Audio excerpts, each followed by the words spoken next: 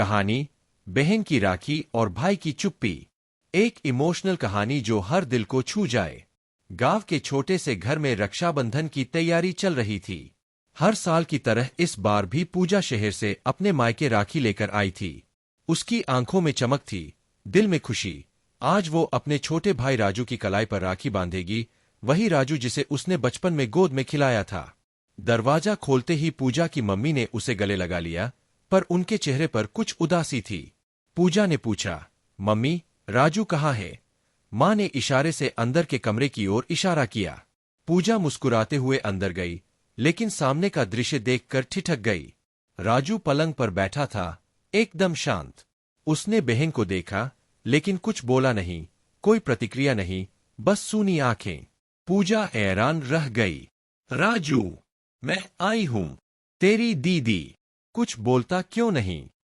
तभी माँ कमरे में आई और धीरे से पूजा के कंधे पर हाथ रखा। उनकी आंखें भीगी थीं। उन्होंने कहा, पूजा, पिछले साल खेत में बिजली के झटके से उसका दिमाग झंझना गया था। अब वो बोल नहीं पाता। पूजा के पैर कांप गए। उसका मन पछतावे से भर गया। मैं तो सोचती रही कि मेरा भाई मुझे भूल गया है, पर वो तो खुद को खो बैठा था। पूजा ने धीरे से उसकी कलाई पर राखी बांधी और आंखों से बहते आंसुओं के साथ कहा, राजू, मुझे तोहफा नहीं चाहिए, तू बस फिर से बोलने लगे, वही बहुत है। राजू की आंखों में आंसू आ गए।